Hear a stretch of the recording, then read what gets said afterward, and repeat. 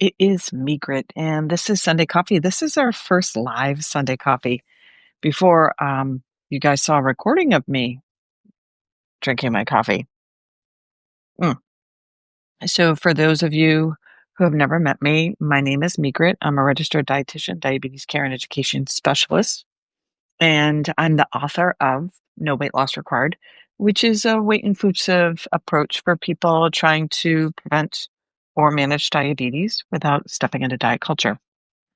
And for those of you who are curious, our newsletter is available. And right now we're publishing about every week. There's Sunday Coffee, and this is a paid members, benefit. And we do that once a month. And then the other three articles are really trying to help you step through and try to navigate making some changes to your diet without stepping into diet culture. And really, I talk because I am a diabetes educator. I do talk to people specifically about managing blood sugars and just trying to get our energy level back around when our blood sugars are a little bit out of whack. Pardon my dog hair. So today, I thought it would be fun to kind of focus in on the holidays. And I did a very light sketch, which is, I think a lot of times when we talk about holidays and blood sugars, we're really focusing on what we're eating. And I'd like to suggest a different way. So my suggestion, and don't take it or leave it, don't, I always say, never believe me, try it for yourself. My suggestion is to start thinking about your direct experience. So, this is actually the mindfulness piece, which is a big part of my approach.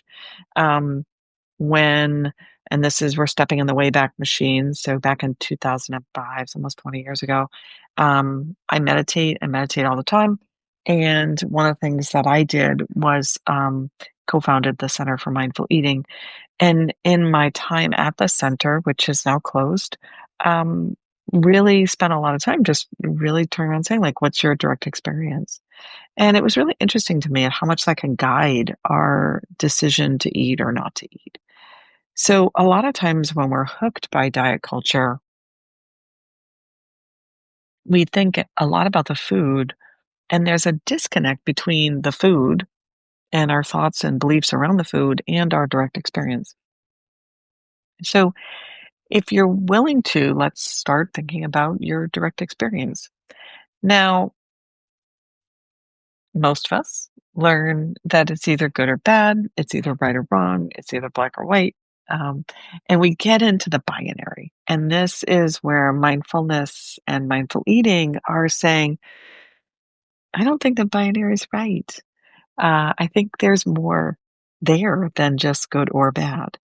And when we understand mindfulness, and specifically, if you're Buddhist, Buddha talked about the middle way.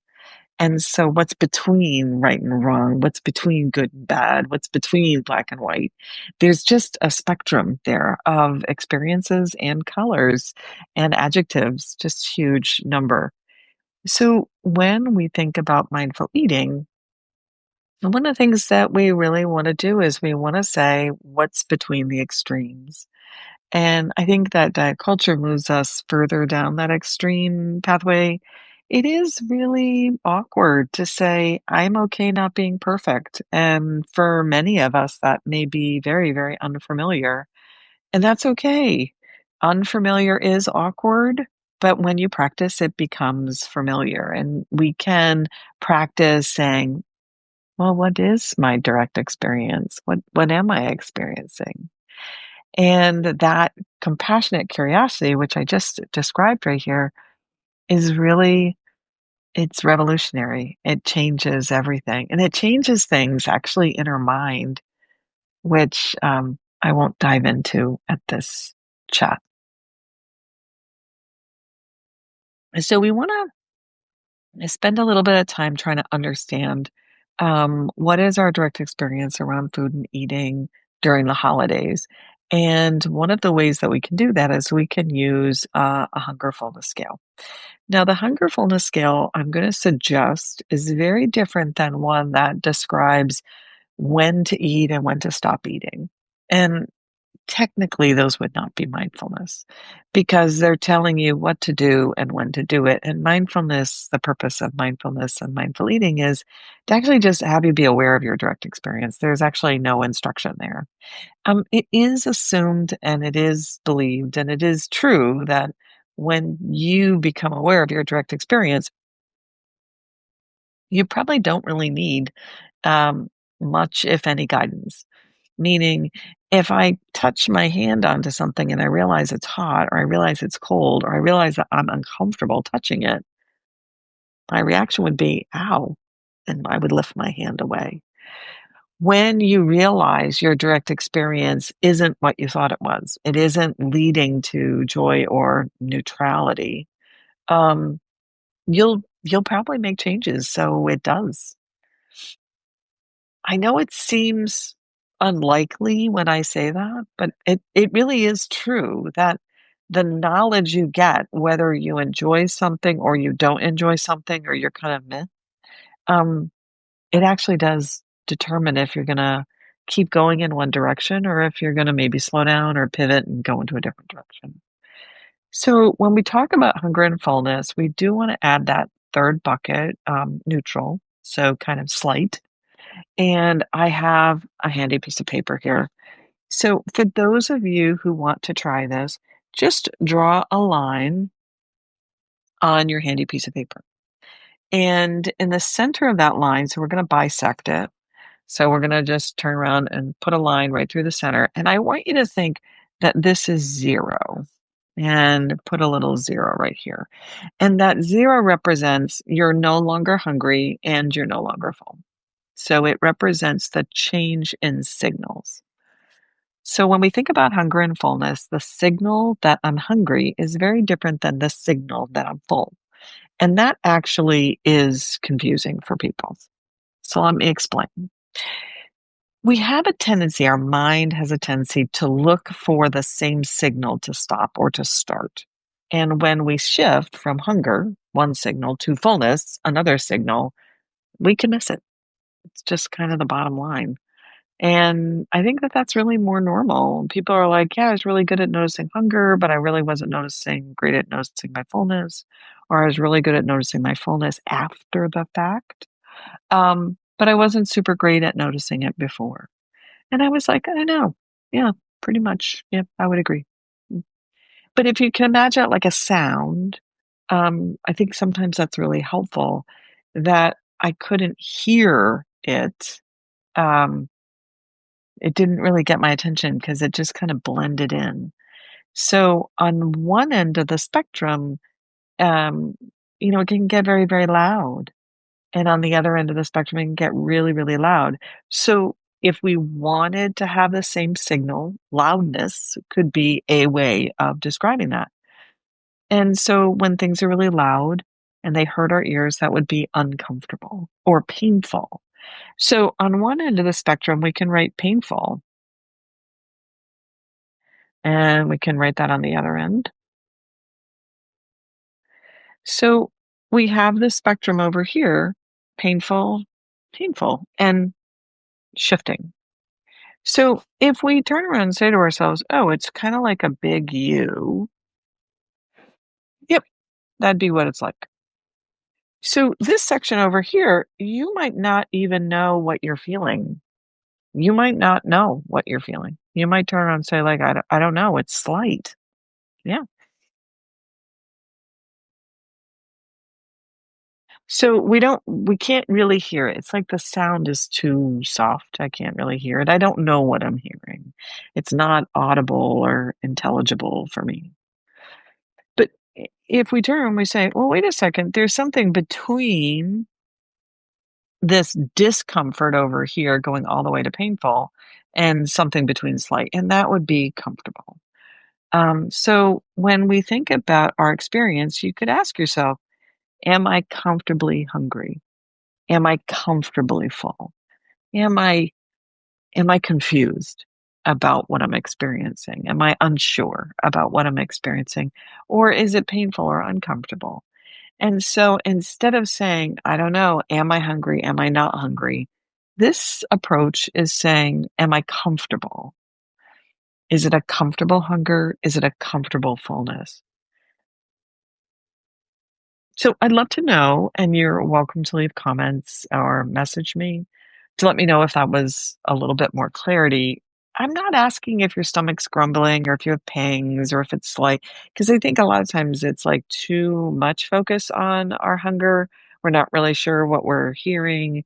And for a lot of people, when you go from super loud to kind of a normal tone, people are like, I don't know, what is that? Ah, so so that's kinda what I'm trying to get at is that in the beginning, if you can only hear it when it's like a 10 or an 11, and somebody's trying to tell you, like, "What does it sound like when it's a 5?" You're like, "I can barely hear it." Feels really normal. Barely hearing something is super different than, I can barely hear it, but it's not uncomfortable. So we're understanding that we're learning how to hear things. It isn't that it's uncomfortable or unpleasant. And there's going to be a lot of people who will say things like, um, yeah, it's not uncomfortable. And my phone is doing something weird. There we go. It's not uncomfortable. Um, I can tolerate it. And I go, "Hmm, tolerating is not the same thing as comfort." Yeah, it's just not. It's just not the same thing. I'm not asking if you can tolerate this level of fullness. I'm not asking if you can tolerate this level of hunger. I'm not asking if you can tolerate something. We're talking about seeking comfort. And and that feels really good to be comfortable, to have comfort. It feels so good. And that's really what we're describing here is just turning around and saying like, "Oh, what would happen if, this spectrum, all of a sudden, here I was, and I was having a lot more of these experiences. I was comfortably full, I was comfortably hungry, versus these experiences where I'm uncomfortable." And so many times people are like, comfort. Uh,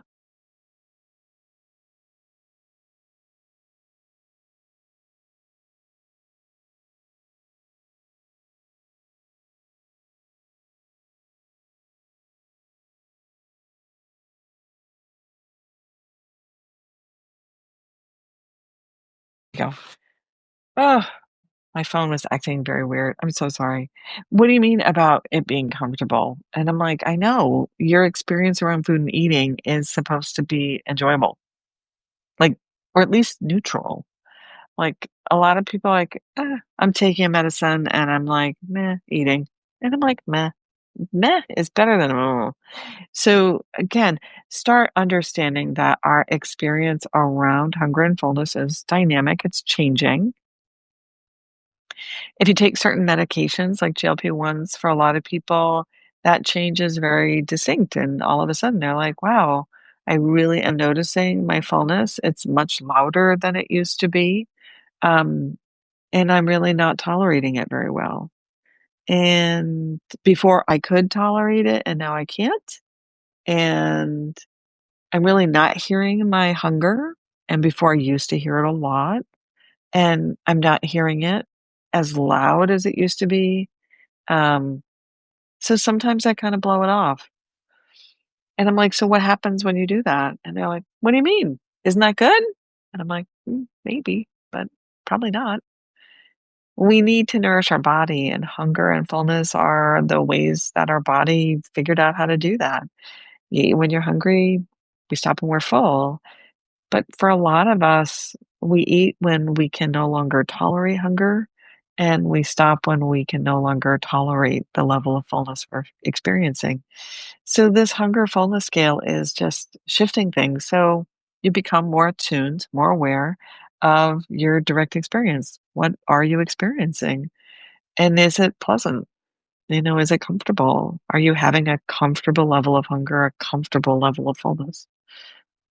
I hope this is helpful. And take care, everyone. And I apologize for the weird, yeah, video phone weirdness. Have a happy holiday, everyone, and I'll see you after the holidays. Take care.